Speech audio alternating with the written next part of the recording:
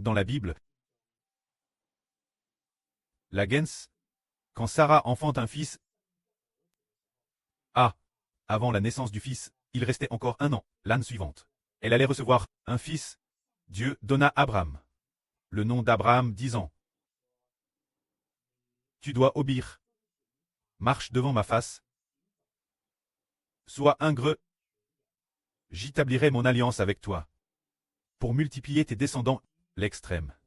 Au-delà de toute mesure, c'est dire que, si Abraham, sincèrement, marche devant Dieu, sincèrement devant Dieu marchait, ne servant pas d'autres dieux, servant Jéhovah seul, ne servant pas d'autres dieux, ni ne servant les dieux de Canaan, alors, ce serait très simple, si Abraham voulait servir uniquement Jéhovah. Jéhovah ferait avec Abraham une alliance en disant: Si tu veux marcher sincèrement devant ma face, j'établirai mon alliance avec toi, pour rendre tes descendants aussi nombreux que l'étoile du ciel, le sable au bord de la mer, extrêmement nombreux. Alors Dieu dit: Voici, c'est mon alliance que je fais avec toi. Dormez. Tu ne t'appelleras plus Abraham, mais ton nom sera Abraham, car je t'ai établi pour très le près de nombreuses nations. C'est dire que, quand Abraham était très âgé, il changea son nom en Abraham, ce qui signifie près de nombreuses nations. Alors pour quelle raison est-il devenu le près de nombreuses nations? C'est parce que Dieu a dit: Abraham, sincèrement, marche devant Dieu. Marcher devant Dieu, très ingrat, ce que l'on appelle un homme ingrat, qu'est-ce que c'est? Peut-être que beaucoup de frères et sœurs ne comprennent pas fortement. Dieu dit, l'homme ingrat, la perfection dont on parle, se dire totalement. Donner tout son amour, Dieu seul, servir entièrement un seul Dieu, sans servir d'autres dieux, mais seulement Jéhovah. Une telle personne devient un homme ingrat. Alors il changea le nom d'Abraham en Abraham, se disant: Il me sert exclusivement, je vais donc faire de lui le près de nombreuses nations. Il changea son nom en Abraham, puis dit: L'année prochaine Abraham aura un fils. Ce fils, l'Adam, représente une nation. C'est merveilleux. Comment Sarah pourrait-elle enfanter un fils qui deviendrait une nation? Alors Dieu dit: Des rois, se dire. Des royaumes sortiront de toi. Des nations sortiront de toi. Des nations seront établies par toi. Des rois sortiront de toi. C'est dire, que ce soit des nations ou des rois, viendront de toi, se dire que tu deviendras une nation, et cette grande nation sera aussi populeuse que l'étoile du ciel, le sable au bord de la mer. Cette nationnelle sera ta descendance. Et puis, des rois sortiront aussi de toi. Les rois viendront aussi de ta descendance, se dire que des nations s'établiront partir de toi, et des rois sortiront de toi. C'est ce qui a te dit, Abraham. Plus tard, Sarah a bel et bien enfant un fils, elle a donné naissance un fils, qui s'appelle, cet homme nomme Isaac.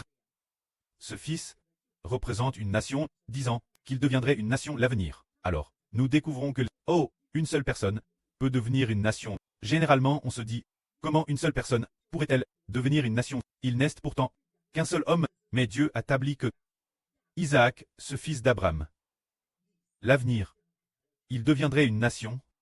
Bien est-ce Abraham, auparavant, avait eu un fils, nommé Ismaël avec sa concubine. Il avait pris une concubine, et puis, Ismaël et N. Plus tard, il est dit aussi qu'Ismaël deviendrait aussi une nation. Ensuite, Ismaël est devenu la nation d'hommes. Enfin, ce n'est pas d'hommes. Comment s'appelle la nation d'Ismaël? Elle s'appelle Madian. Je me suis trompé. Ismaël allait devenir la nation de Madian. Et puis, Isaac allait devenir la nation d'Israël.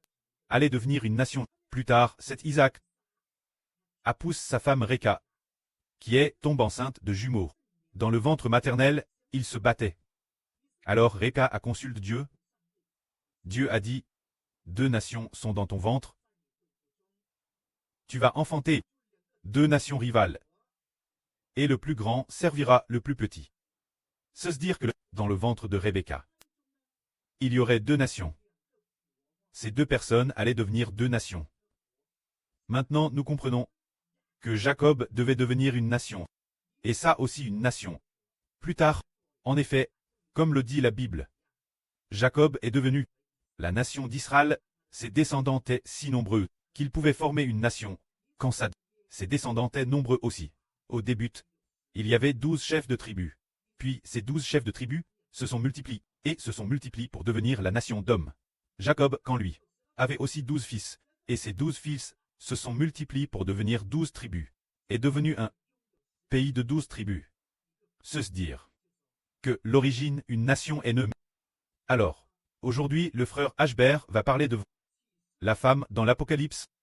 Le bébé auquel cette femme a donné naissance est en fait une nation. C'est ainsi que nous comprenons, alors qu'il s'agit clairement de donner naissance à une personne. Frère Ashbert, comment cela peut-il enfanter une nation? Aux yeux du précleste, cette personne est une nation. C'est pourquoi, dans l'Apocalypse, ce bébé, bien que ce que nous voyons, soit un bébé, mais ce sont les enfants d'une nation. Une nation. Alors, dans l'Apocalypse, qu'en est-il de cette femme? Elle est une femme, mais en réalité, elle n'est pas une seule personne. Elle est une nation. Une nation a enfants, les enfants d'une nation. Ainsi, ce bébé est une nation. Alors, par exemple, les deux enfants dans le sein de Rebecca, les jumeaux, représentent deux nations.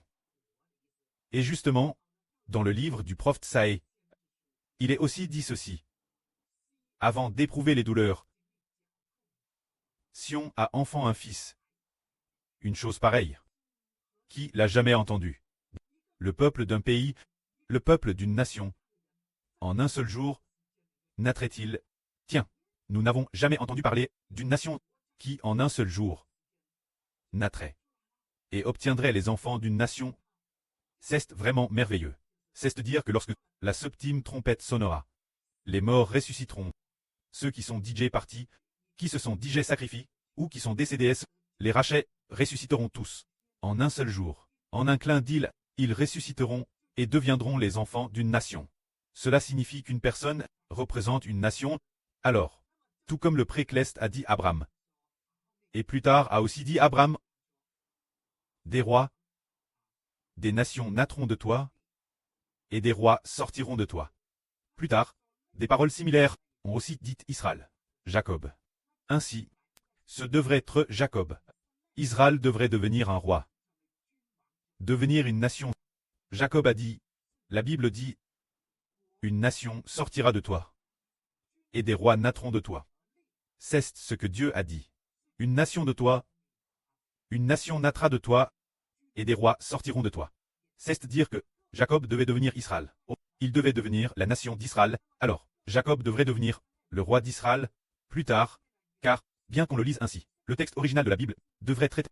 Jacob devait devenir une nation. Et puis, il devait devenir un roi mais plus tard nous découvrons que, au moment de la mort de Jacob, ses descendants n'étaient pas assez nombreux pas assez pour devenir une nation. De son vivant, Jacob n'était pas non plus un roi. C'est plus tard qu'on a découvert, une nation naîtra de toi, et des rois sortiront de toi. Cette phrase s'adresse au Jacob du Nouveau Testament. Non. L'Israël du Nouveau Testament, frère Héber, pour établir frère Héber comme près de la nation. Quant au roi, il établit aussi frère Héber comme roi. Le roi d'Israël, c'est ce que cela signifie. Ainsi c'est accompli. Ce que dit la Genèse, une nation naîtra de toi, et des rois sortiront de toi. En réalité, que ce soit frère Héber en tant que preux de la nation, c'est aussi frère Héber. Le roi est aussi frère Héber. La nation également donne Héber. C'est ce que cela implique.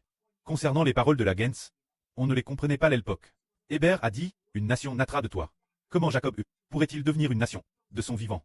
Il n'est pas devenu une nation. Il a fallu attendre des centaines d'années pour qu'il devienne une nation. Des centaines d'années plus tard, il était décédé depuis longtemps. Jacob n'est pas non plus devenu roi. En réalité, bien que Jacob ne soit pas devenu roi, l'un de ses descendants est devenu roi, bien que Jacob ne soit pas encore devenu une nation. Des centaines d'années plus tard, ses descendants sont devenus si nombreux qu'ils ont pu former une nation. C'est ainsi que Dieu a béni Jacob et a béni Israël. Si Dieu ne bénit pas quelqu'un, que lui arrive-t-il? Ses descendants ne deviendront pas non plus une nation. C'est après que Dieu l'a béni que les descendants de Jacob sont devenus assez nombreux pour former une nation. De plus, ce sont ses descendants. Et aussi, les rois sont également issus de Jacob, issus de la ligne de Jacob. C'est dire que David allait être roi. Dans ce cas, Héber a dit, oh, une nation naîtra de toi, et des rois sortiront de toi. Nous disons que la nation est le royaume d'Israël, et le roi est David. David est le roi d'Israël, la nation appartient Jacob-Israël. David doit s'asseoir sur le trône d'Israël. Pour régner sur Israël, n'est-ce pas? David doit s'asseoir sur le trône, mais le trône de qui? C'est le trône de Jacob-Israël. Ainsi, Héber a dit, frère Héber doit devenir Israël. Devenir Jacob, et ainsi devenir le preux de la nation. De plus, il doit aussi devenir le roi David, pour pouvoir régner, sinon quoi? Devenir le preux de la nation. Et aussi très roi, cela devrait être avoir plusieurs couronnes, avoir le preux de la nation, c'est Israël, Abraham, Isaac, c'est ce que signifie le preux de la nation. C'est Israël, ou bien Abraham, c'est ce que signifie le preux de la nation. Alors le roi c'est David, obtenir le titre de David de la nouvelle alliance, pour devenir roi, c'est pourquoi dans l'Apocalypse, cette personnel appelle roi des rois. Et seigneur des seigneurs, il a plusieurs couronnes, c'est pour cette raison. Il est la foi Israël, ce qui fait de lui le preux de la nation. Ou bien Abraham est le preux de la nation. Et puis il est aussi le roi David, ce qui fait de lui le roi, et aussi prêtre. Il a toutes sortes d'identités. C'est ainsi que nous découvrons, dans la Bible, de nombreux mystères cachent, les rôles de nombreux personnages s'accomplissent tonnamment sur une seule personne, préfigurant quelqu'un venir. Ainsi, afin de montrer que Dieu donne une grande autorité à une seule personne, afin qu'il ait plusieurs identités, plusieurs pouvoirs, plusieurs fonctions, pour que les enfants du pays lui obéissent tous, afin qu'il s'assoie sur le trône, cumulant plusieurs fonctions, préparant la paix et la tranquillité, pour que tous les citoyens servent Dieu et le Seigneur. C'est pour cette raison. C'est pourquoi, aujourd'hui nous parlons concernant le mystère qui dit, comment la naissance d'une seule personne peut-elle créer une nation entire? Comment se fait-il que une seule personne soit une nation? On n'arrive pas à comprendre comment la naissance d'une personne peut créer une nation. De plus, dans le sein de Rebecca, deux enfants se battaient l'une contre l'autre. Dieu a dit, tu vas enfanter, dans ton sein, dans ta grossesse, dans ton sein, il y a deux nations. Deux nations viendront de ton sein. Oui, deux nations viendront du sein de Rebecca. Cependant, ces deux nations, l'une est deux nations rivales. L'une est Jacob, l'autre est Sa. Plus tard, on découvre que Rebecca aimait Jacob et non Sa. Elle a donc aidé Jacob à obtenir la bénédiction d'Isaac.